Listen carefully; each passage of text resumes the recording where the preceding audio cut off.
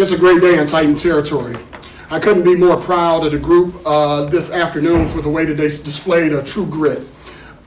Wisconsin Green Bay deserves a tremendous amount of credit. Here's a team that's sitting at, I believe, second in our standings and have done a marvelous job not only playing against all of the league's foes, but sustaining their level of success dating back all the way to the NCAA tournament berth that they earned in Motor City Madness last year.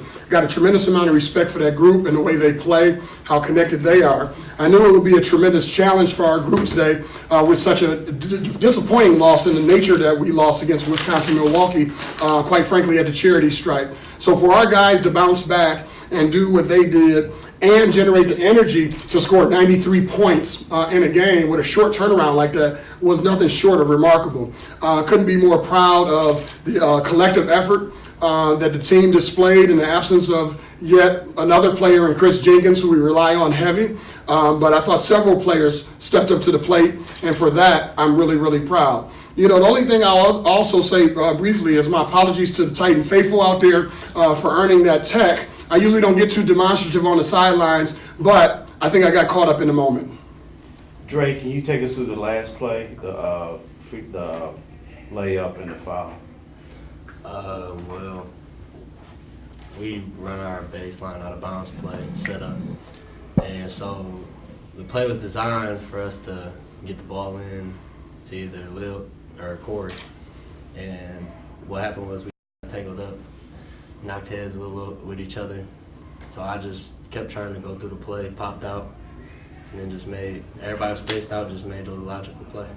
Didn't the collision kind of cause a distraction with them, didn't it? A little bit. I think it did, which benefited us in the end. But I was concerned. I couldn't be concerned for too much about Corey at that point. I had to, because we still had to finish the game. But I'm happy he's okay. He's okay now.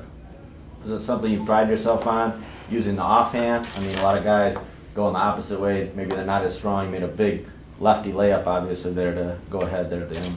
Oh, yeah. Well, we actually work on finishing through contact and stuff, and Coach always tells us to focus on making the layup and don't worry so much about the contact. So it all goes out to preparation.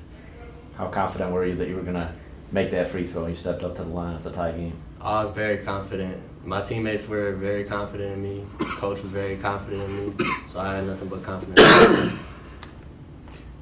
Bacari, you had like certain points, 5 guards out there late in the game. Taking, I think Gerald was in foul trouble. You took Jaleel out. You had 5 guards. Being able to do that against that kind of lineup, it's a little unorthodox. It worked. Yeah, I think it was very important for us to kind of get a feel for what Green Bay was looking to do, and what they were trying to do, Perry, is establish penetration through the size disparities that they had, particularly at the 4 spot. So when you have a Gerald Blackshear out there with a Jaleel Hogan, sometimes Jaleel is the 4 and Gerald's the 5 and vice versa. And what it does, it creates a speed disadvantage for us defensively.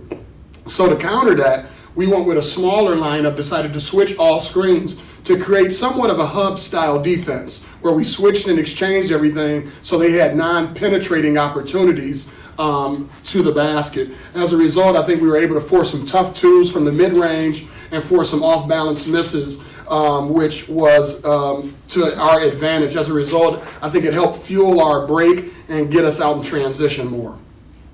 The end game sequence really worked out well for you guys. You sent them to the line. They missed 2. You come down, you get 3. With about 36 seconds, did you know you were trying to foul there, even though it was a 2-point game, or were you sure of how you're going to play that out, go for a steal? Or? Well, we knew that we had the possession arrow, and so one of the things we talk about is, one, who are guys that we can foul for profit. Okay, jersey number 32 happened to be one of the guys. I think jersey number 5, I think we identified Dre in the game as well. So our whole goal was to pursue the basketball with hopes of tying it up and gain possession that way. And then if that didn't occur, maybe the ref, would call, either a travel or something of that nature. Unfortunately, he called foul, but it was against a player in which we wanted at the line, anyway. And how much did Jaleel have to practice, and how much did he focus on the free throw shooting to improve upon that for today's game against Green Bay after that, woeful performance at the line on Friday night? Jaleel and his teammates were kidnapped and was not allowed to leave practice within the ramifications of NCAA care hours, which is in upwards of no more than 4 hours in a day, until they made free throws to my satisfaction. As a result, no conversations was allowed, correct? And they had to make free throws at a very high clip prior to leaving. We put them in various situations. They had to make what we call and-one foul shooting, imagining that they scored the basketball and they had to make one free throw. Then we put them in a one-and-one situation, and then we put them in a two-shot foul situation, and then we would rotate in so that the main guys that get the lion's share of the minutes would shoot at what we call the second half basket, which is the basket in front of our bench at the home venue here in Callahan Hall, just to prepare them for that moment. I thought they did a particularly good job of making timely free throws, although I'm not particularly happy with the end percentage of the game, but we're trending in the right direction from where we were the previous night. And now, how about cutting down the field goal percentage of the opponent? I know Green Bay shot a very high percentage today. What is key in terms of being able to curtail that to a large degree going forward? Well, one of the things, too, we have to be mindful of is the style of defense that we've employed here recently with regards to pressing and trapping and stuff like that. There's going to be some open threes. There's going to be some layups as teams make a couple direct passes out of those traps. That lends to the shooting, the field goal shooting percentages. Now, if we were producing those type of percentages in man-to-man exclusively, it would be even more of a concern. So what ends up happening, you end up in a track-meet possession style game where the percentages may be a little high, but at the same time, when you look at our second half, we shot 60.7% from the floor to their 54%. We would prefer to keep teams under 50% from the floor and shoot above that for ourselves. But again, as long as we shoot a better percentage than them in that particular half, I think it's advantage us, and we end up edging them out 48-42 in the second half. Dre, after Friday's game, you're getting ready to take on a really, really good Green Bay team. The defending rising champions kind of had that deflating loss on Friday, but it looks like the team was able to put that good practice in yesterday and come out today. What was the mood in the locker room at the end of that game and then moving on to this game? Well, there really wasn't too much of a mood at the end of that game. We took it pretty hard, but we seen that we needed to have a moving forward next game mindset, quick turnaround. So we went into practice the next day, prepared great as a team. Then we moved on with that mindset of we're gonna get the next one. So we just come out here and give 100% effort. Coach, is there some thought, not that you're ever purposely trying to pick up a technical, but in the back of your mind you think the team might react a little bit to this, we're down 4 or 5, and maybe even get a couple of calls here in the next couple of minutes?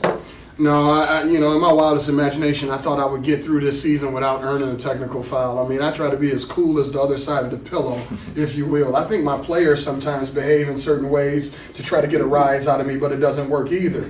So for the officials to be able to do that, I think they might show up to practice with striped shirts on to try to get me worked over.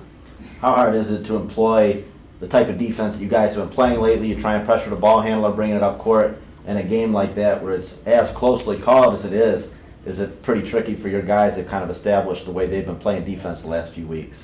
Well, I tell you what, it is a challenge, especially when you start dropping in numbers. Losing guys like Chris Jenkins and Matthew Grant in particular, and even Ed Carter III wasn't available to us with a deep, a bruise that he sustained in practice.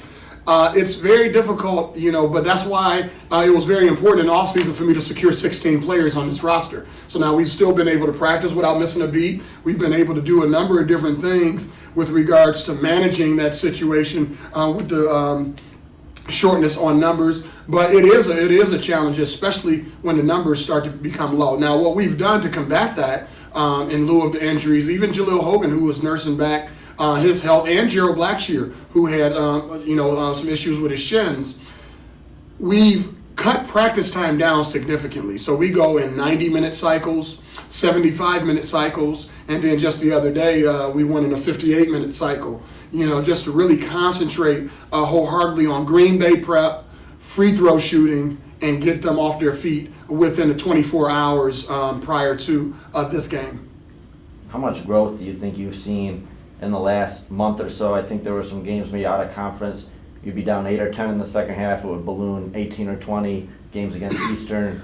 Now you're down 8 or 10 in the second half. You guys just kept fighting back. Have you seen real growth in the last 3-4 weeks from this club? Yeah, I've seen a lot of growth. I've seen a lot of growth in our young people, and I've tried to even grow myself as a coach. Again, we can never believe that we arrived. Every person you meet can teach you something. Before today's game, I simply apologized to the team. Because when you go through a season like what we've experienced, I think what happens is we tend to lose sight of what our young people do well. And so I went player by player, express to them what I enjoy about them and what they bring to the table in the game of basketball.